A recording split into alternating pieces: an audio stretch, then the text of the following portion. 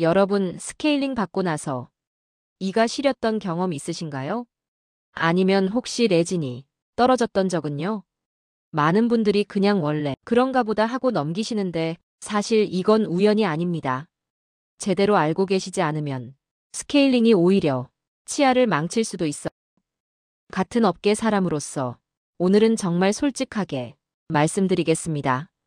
스케일링은 잘 받으면 평생 치아를 지켜주는 최고의 관리법이지만 잘못 받으면 눈에 보이지 않게 치아를 상하게 할 수도 있습니다. 이게 무슨 말이냐고요?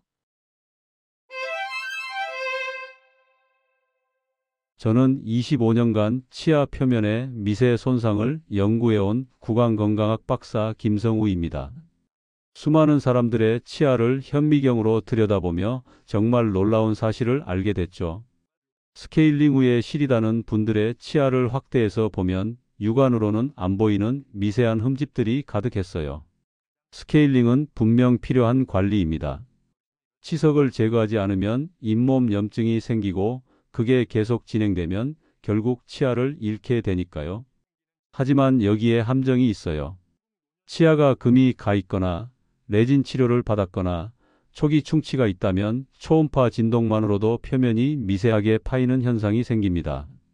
더 무서운 건 대부분의 분들이 이걸 눈치도 못 챈다는 거예요. 그냥 스케일링 후 시리네, 뭐 원래 그런가 보다 하고 넘기지만 사실은 손상이 시작된 겁니다. 그 손상이 조금씩 쌓이면 나중에는 더 큰 문제로 이어질 수 있어요. 제가 왜 이렇게 확신을 가지고 말씀드리냐면요. 실제로 실험을 통해 확인했기 때문입니다. 건강한 치아와 미세한 금이 간 치아의 같은 강도로 스케일링을 했을 때 손상 정도가 완전히 달랐거든요. 금 간 치아는 그 틈이 더 벌어지고 범랑질이 벗겨지는 현상까지 관찰됐습니다.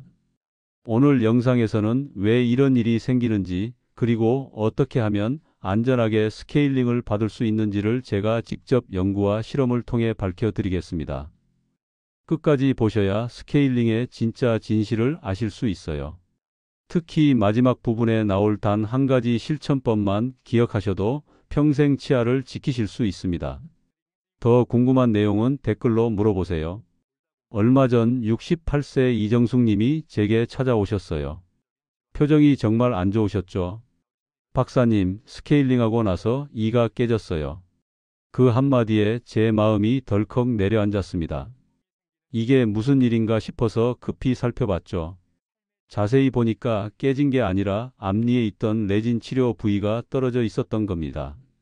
스케일링 기구가 레진과 치아의 경계면을 두드리면서 미세한 충격을 준 거예요. 레진은 치아보다 부드러운 재질이라서 진동에 약하거든요. 그 작은 틈이 세월과 함께 조금씩 벌어지면서 결국 떨어져 버린 겁니다. 이정숙님께서 정말 억울해 하셨어요. 스케일링은 건강을 위해 받는 건데 오히려 치아가 상했으니까요. 그런데 자세히 여쭤보니까 스케일링 받기 전에 레진 치료받은 부위가 있다는 얘기를 안 하셨더라고요. 그리고 시술하시는 분도 사전 검진 없이 바로 스케일링만 하셨대요. 여기서 중요한 포인트가 나옵니다. 스케일링 자체가 잘못된 게 아니라 어디를 피해야 하는지 모르는 게 문제였던 거예요. 만약 사전에 검진을 했더라면 레진 부위는 조심스럽게 하거나 아예 피했을 겁니다. 이정숙님은 그 일이 있고 나서 다시 레진 치료를 받으셨고요. 그 뒤로는 스케일링 전마다 박사님, 이 부위는 조심해 주세요 라고 직접 말씀하세요. 그 작은 한마디로 이후에는 시림도 깨짐도 전혀 없었습니다. 지금은 1년에 한 번씩 정기적으로 스케일링 받으시는데 전혀 문제 없이 잘 관리하고 계세요. 여러분도 이런 작은 습관 하나로 충분히 안전하게 스케일링을 받으실 수 있어요. 오늘 이 영상에서 말씀드릴 내용은 여러분의 치아 관리 방식을 완전히 바꿀 수 있는 중요한 지혜입니다. 이 이야기를 끝까지 듣고 실천하셔야만 진정한 변화를 경험할 수 있습니다. 혹시 아직 구독과 좋아요를 누르지 않으셨다면 지금 바로 눌러주세요. 이 채널은 여러분의 건강한 노년을 응원합니다. 이런 중요한 정보를 더 많은 분들이 알 수 있도록 구독과 좋아요로 응원해 주세요. 끝까지 보시면 왜 지금 당장 여러분의 스케일링 습관을 바꿔야 하는지 분명하게 깨닫게 되실 겁니다. 끝까지 보지 않으시면 가장 중요한 실천법을 놓치게 됩니다. 마지막에 나올 단 하나의 습관이 모든 것을 바꿀 수 있어요. 뒤에 나올 안전한 스케일링 방법을 모르시면 지금까지의 노력이 의미 없어질 수 있습니다. 이제 본격적으로 스케일링이 치아에 어떤 영향을 주는지, 왜 어떤 분들은 문제가 생기고 어떤 분들은 괜찮은지 그 비밀을 하나씩 파헤쳐 보겠습니다. 여러분, 스케일링 기구가 치아에 닿을 때 어떤 일이 일어나는지 아시나요? 초음파 스케일러는 1초에 수천 번 진동하면서 치석을 떨어뜨립니다.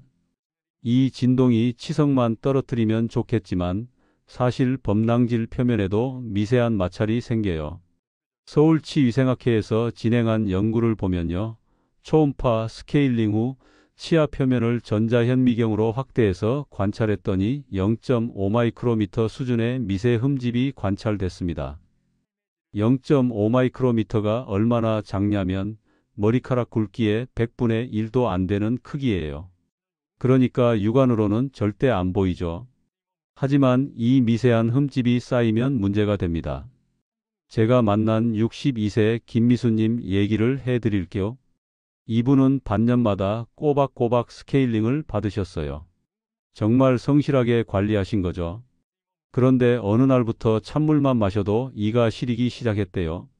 처음에는 잇몸이 약해진 줄 알고 잇몸약을 바르고 그러셨는데 나아지지 않았어요. 제게 오셔서 검진해 보니까 미세 손상이 있었습니다. 범랑질 표면에 아주 작은 흠집들이 여러 개 생긴 거예요. 알고 보니 김미수님은 매번 스케일링을 빨리 끝내고 싶어 하셔서 강한 강도로 해달라고 요청하셨대요. 그게 문제였던 거죠. 시술 전에 반드시 초음파 강도를 낮춰달라고 요청하셔야 합니다. 조금 시간이 더 걸리더라도 약하게 하는 게 치아를 보호하는 길이에요. 특히 금이 간 치아나 레진 부위는 강한 진동을 절대 피해야 합니다. 혹시 스케일링 후 시리거나 불편했던 적 있으신가요? 그렇다면 다음번엔 꼭 강도를 낮춰달라고 요청하세요. 다음으로 꼭 알아두셔야 할 게 있어요. 레진이나 보철 부위는 진동 충격에 정말 약합니다. 레진은 플라스틱 재질이거든요. 치아는 뼈와 비슷하게 단단한데 레진은 그보다 훨씬 부드러워요. 그러니까 같은 진동을 받아도 레진 쪽이 훨씬 더 많이 흔들리는 겁니다. 한국구강보건연구소에서 정말 흥미로운 실험을 했어요. 레진과 치아 경계면에 초음파 스케일링과 비슷한 진동을 반복해서 가했더니 100개 중 12개가 떨어졌다고 합니다. 12%나 되는 거예요. 생각보다 높은 비율이죠? 70세 조명희님 사례를 말씀드릴게요. 이분은 앞니에 레진 치료를 받으셨는데 스케일링 받고 나서 레진이 떨어졌어요. 처음에는 레진이 오래돼서 그런가 했는데 알고 보니 스케일링 할 때 그 부위를 집중적으로 건드렸던 거예요. 레진과 치아 경계에 치석이 좀 있었거든요. 결국 다시 레진 치료를 받으셔야 했어요. 시간도 돈도 들고 마음도 불편하셨죠. 그 뒤로는 조명희 님이 스케일링 받으러 가실 때마다 앞니에 레진 있으니까 조심해 주세요. 레진 부위는 건드리지 말아주세요 라고 미리 말씀하신대요. 그랬더니 그 이후로는 전혀 문제가 없으셨어요. 스케일링 후 시리면 레진이 약해진 신호일 수 있으니까 꼭 확인해 보세요. 앞니 레진 치료 후 시림 생겼던 적 있으신가요? 있으시다면 다음번 스케일링 때 꼭 미리 말씀하셔야 해요. 자, 이제 많은 분들이 궁금해하시는 내용을 말씀드릴게요. 스케일링 후 잇몸이 내려간 것 같다고 느끼시는 분들 정말 많으시죠? 거울 보면 이가 길어진 것 같고 잇몸이 주르륵 내려간 것 같고요. 그래서 스케일링이 잇몸을 망친다고 생각하시는 분들도 계세요. 사실 이건 오해입니다. 잇몸이 내려간 게 아니라 염증이 빠지면서 제자리로 돌아간 거예요. 치석이 쌓이면 잇몸에 염증이 생기고 염증이 생기면 잇몸이 붓습니다. 부은 잇몸은 치아를 더 많이 덮고 있는 것처럼 보이죠. 그런데 스케일링으로 치석을 제거하면 염증이 가라앉으면서 잇몸이 원래 크기로 돌아가요. 그래서 치아가 더 많이 드러나 보이는 겁니다. 대한치주건강학회 발표 자료를 보면요. 염증이 있던 잇몸이 치료 후 평균 0.8mm 수축된다고 해요. 0.8mm면 1mm가 안 되는 거지만 육안으로 보면 꽤 많이 내려간 것처럼 느껴지거든요. 65세 최상호 님도 똑같은 걱정을 하셨어요. 스케일링 받고 나서 이가 길어졌다고 잇몸이 다 내려갔다고 걱정하시면서 제게 오셨죠. 검진해보니 잇몸은 정상이었어요. 오히려 전보다 건강해진 상태였습니다. 염증이 빠지면서 원래 위치로 회복된 거예요. 최상호님께 설명을 드렸더니 안심하시더라고요. 그리고 말씀하시길 그동안 잇몸이 부어 있었는데 그게 정상인 줄 알았대요. 사실은 염증 때문에 붓고 빨갛게 변해 있었던 건데 말이에요. 스케일링 후에는 1주에서 2주간 시림이 생기는 게 자연스러운 반응입니다. 이때는 시림 완화용 치약을 사용하시면 도움이 많이 돼요. 특히 불소가 들어간 시림 완화 치약이 좋습니다. 다만 통증이 2주 이상 지속되거나 점점 심해지면 그때는 잇몸뼈 손상 여부를 확인해야 해요. 혹시 스케일링 후 이가 길어졌다고 느낀 적 있으신가요? 여기서 중요한 사실 하나 더 말씀드릴게요. 스케일러 팁의 재질에 따라 손상 정도가 달라진다는 겁니다. 스케일러 끝에 붙어 있는 금속 팁 있잖아요? 그게 스테인리스 재질이냐, 티타늄 재질이냐에 따라 치아에 주는 영향이 다릅니다. 일본 치위생저널에 실린 논문을 보면요. 스테인리스 팁이 티타늄 팁보다 표면 손상이 23% 적었다고 합니다. 왜 그럴까요? 티타늄은 더 단단하거든요. 단단한 재질이 치아에 닿으면 당연히 흠집이 더 깊게 생기는 거죠. 67세 윤정자님 사례를 들려드릴게요. 이분은 임플란트가 2개 있으셨어요. 임플란트는 티타늄으로 만들어지니까 스케일링 할 때도 티타늄 팁을 쓰는 게 맞아요. 그런데 문제는 임플란트뿐만 아니라 자연치에도 같은 티타늄 팁을 사용했다는 거예요. 나중에 윤정자님이 치아가 시리다고 오셔서 검사해 보니까 자연치에 미세한 흠집이 여러 개 생겨 있었어요. 티타늄 팁이 자연치에는 너무 강했던 겁니다. 임플란트는 티타늄이라서 괜찮지만 자연치는 범랑질이니까 더 부드러운 재질이잖아요. 그래서 임플란트용 팁을 일반 치아에는 사용하지 않게 요청하셔야 합니다. 임플란트 있으신 분들은 이 부분 꼭 확인하세요. 그리고 팁이 오래된 경우에는 마모로 인해 진동이 더 강해질 수 있어요. 팁도 소모품이거든요. 오래 쓰면 끝이 뭉툭해지면서 효율이 떨어지고 그러면 더 강한 진동을 줘야 치석이 떨어지니까 결과적으로 치아에 무리가 갑니다. 스케일링 받을 때 어떤 팁을 사용하는지 물어보신 적 있나요? 다음번에는 꼭 물어보세요. 임플란트 있으시면 어떤 팁 쓰시는지 팁이 새 거냐 오래된 거냐도 확인하시면 좋아요.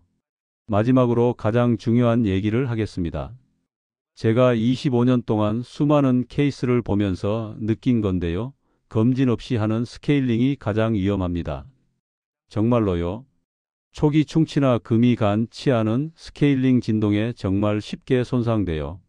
미국 구강연구소에서 발표한 논문이 충격적이었어요. 크랙, 그러니까 금이 간 치아에 초음파 스케일링을 반복 적용하면 손상 깊이가 2배로 증가했다고 합니다. 금 간 틈으로 진동이 전달되면서 그 틈이 점점 벌어지는 거예요. 마치 유리의 금 간 부분을 계속 두드리면 금이 더 커지는 것처럼요. 63세 한정자님 이야기를 들려드릴게요.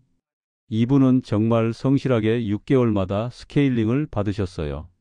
그런데 어느 날부터 이가 시리기 시작했고 나중에는 아프기까지 했대요. 알고 보니 어금니 하나에 초기 충치가 있었는데 검진을 안 하고 스케일링만 계속 받으셨던 거예요. 스케일링 기구가 그 초기 충치 부위를 계속 건드리면서 충치가 더 진행됐고 결국은 신경치료까지 받으셔야 했습니다. 만약 처음에 검진을 했더라면 초기 충치를 발견해서 간단하게 치료할 수 있었을 텐데요. 검진을 생략하는 바람에 훨씬 더 큰 치료를 받게 된 거죠. 반드시 사진 검진 후 시술 받으셔야 합니다. 엑스레이까지는 아니더라도 적어도 구강 사진은 찍어서 치아 상태를 확인하고 스케일링을 시작해야 해요. 검진은 안 할게요. 스케일링만 해주세요는 절대 금물입니다. 시간 아끼려다가 나중에 더 큰 시간과 비용을 쓰게 될 수 있어요. 혹시 스케일링만 받고 검진은 생략하신 적 있으신가요? 있으시다면 다음번에는 꼭 검진부터 받으세요. 검진 비용이 아까우시다고요? 나중에 신경치료나 크라운 치료 받는 비용에 비하면 검진 비용은 정말 아무것도 아닙니다. 이렇게 보면 스케일링이 완전히 무해한 건 아니라는 게 느껴지시죠? 하지만 겁먹으실 필요는 없어요. 제대로만 받으면 스케일링만큼 좋은 예방법도 없거든요. 그럼에도 불구하고 어떻게 하면 안전하게 받을 수 있을지 지금부터 구체적으로 정리해 드리겠습니다. 자, 이제 본격적으로 안전한 스케일링 실천법을 말씀드릴게요. 첫 번째는 스케일링 전에 반드시 사진 검진을 받으시는 겁니다. 이게 정말 중요해요. 구강 내에 금이 간 곳은 없는지, 크랙은 없는지, 초기 충치는 없는지 미리 확인해야 합니다. 미리 알리지 않으면 시술하시는 분도 모르니까 그 부위에 진동이 그대로 가해질 수밖에 없어요. 그러면 아까 말씀드린 것처럼 손상이 더 커지는 거죠. 내원하실 때 치아 사진 한 장만 찍어주세요 라고 요청하시면 됩니다. 간단한 거예요. 요즘은 구강 카메라로 바로 찍어서 모니터로 보여주잖아요. 그거 보시면서 어느 부위가 약한지, 어디를 조심해야 하는지 직접 확인하실 수 있어요. 그리고 시술하시는 분께도 여기 레진 있어요. 여기 금 갔어요. 라고 정확하게 알려드릴 수 있고요. 검진 없이 스케일링 받은 적 있으신가요? 많은 분들이 시간 절약하려고 검진 생략하시는데 정말 위험한 선택이에요. 5분 아끼려다가 평생 후회할 수 있습니다. 두 번째는 시술 강도를 꼭 약하게 요청하시는 거예요. 과도한 진동은 범랑질의 미세 파임을 유발합니다. 힘이 세면 치석은 빨리 떨어지죠. 그래서 시술하시는 분 입장에서는 강하게 하는 게 편할 수 있어요. 시간도 절약되고요. 하지만 치아 입장에서는 그게 부담이에요. 치아도 마찬가지로 마모되거든요. 조금 약하게 해주세요. 이 한마디면 충분합니다. 그러면 시술자분이 강도를 낮춰주실 거예요. 시간이 조금 더 걸리더라도 약하게 하는 게 치아 건강에는 훨씬 좋아요. 저도 환자분들한테 항상 말씀드려요. 빨리 끝내는 게 중요한 게 아니라 안전하게 하는 게 중요하다고요.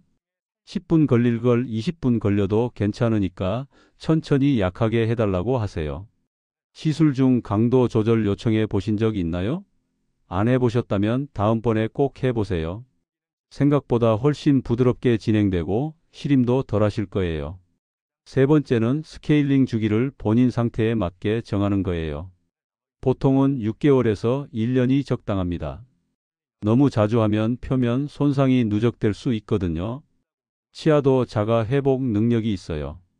범랑질 표면의 미세한 손상은 침 속의 칼슘과 인산이 다시 채워주는데 그 시간이 필요해요. 그런데 한 달에 한 번씩 스케일링하면 회복할 시간이 없죠. 손상만 계속 쌓이는 겁니다. 다만 잇몸 질환이 심한 경우는 예외예요. 잇몸에 염증이 심하거나 치주 질환이 있으면 3개월 주기로 검진하고 필요하면 스케일링을 더 자주 받으셔야 해요. 본인 상태에 맞는 주기를 전문가와 꼭 상의하세요. 어떤 분은 6개월이 적당하고 어떤 분은 1년이 적당할 수 있어요. 치석이 잘 생기는 분도 있고 안 생기는 분도 있거든요. 치매 성분이나 양치 습관에 따라 다르거든요. 여러분은 몇 달마다 스케일링 받으시나요? 혹시 주기가 너무 짧지는 않은지 한번 생각해 보세요. 네 번째는 스케일링 후 시림 완화 관리를 병행하시는 거예요. 스케일링 받고 나면 1주에서 2주 정도 이가 시린 게 자연스러운 반응입니다.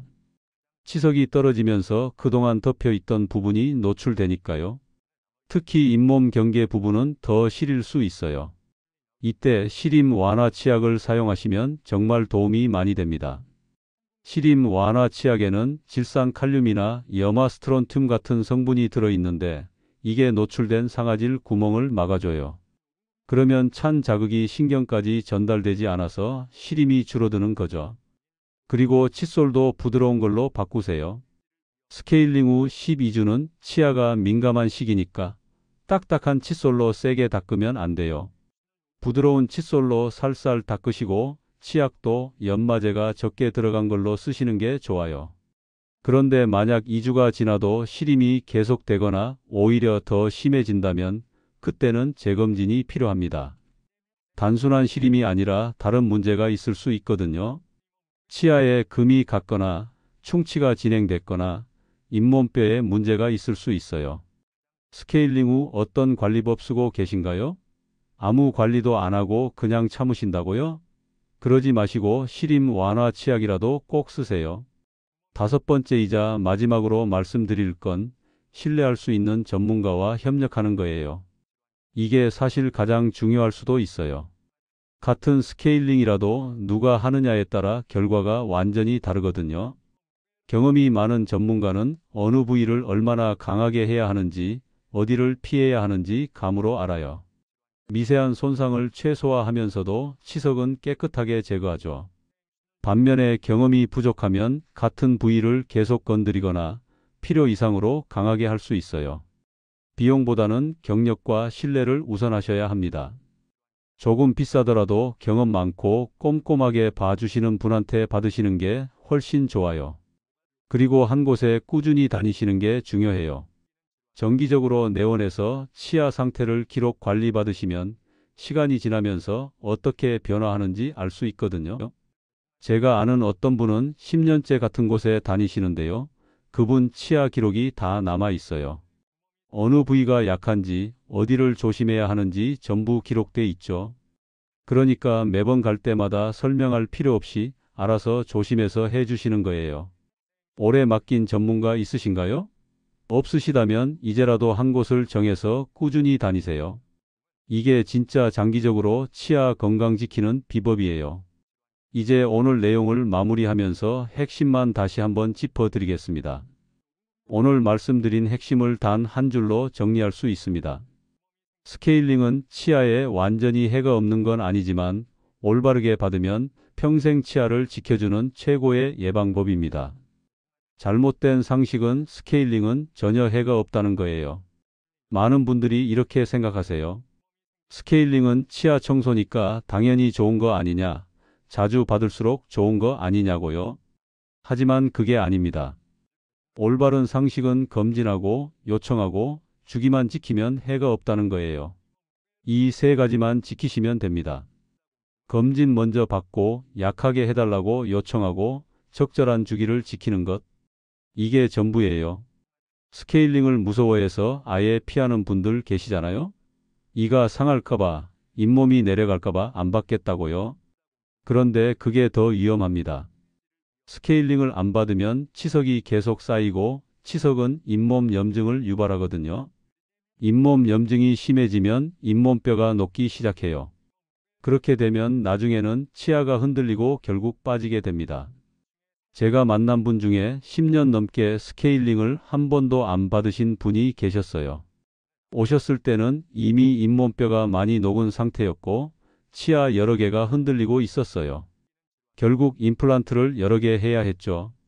만약 정기적으로 스케일링을 받으셨다면 충분히 예방할 수 있었을 텐데 너무 안타까웠어요.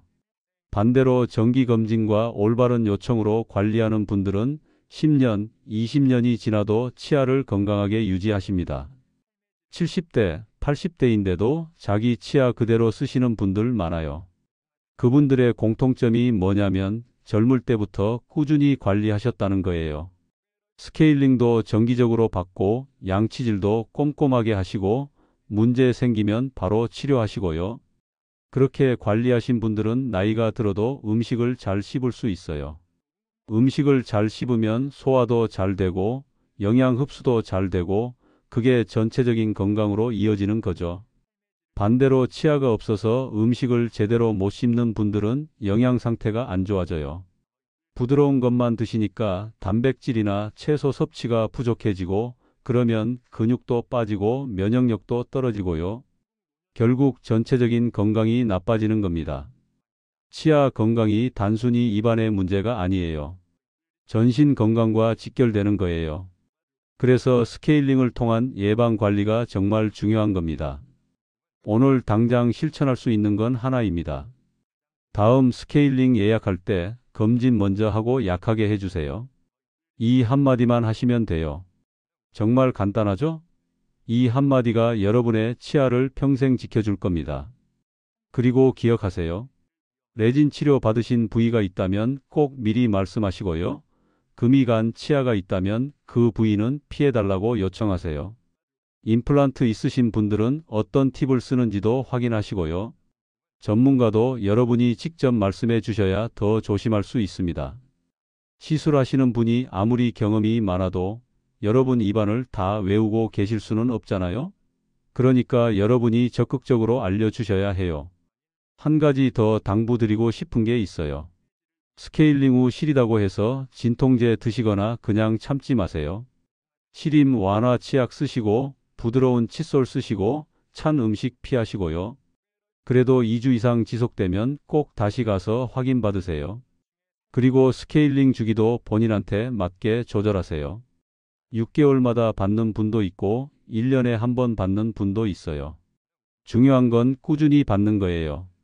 한 번 받고 3년 동안 안 받는 것보다는 1년에 한 번씩이라도 꾸준히 받는 게 훨씬 좋습니다. 다음 영상에서는 양치질 습관 하나로 시림을 줄이는 법을 자세히 알려드리겠습니다.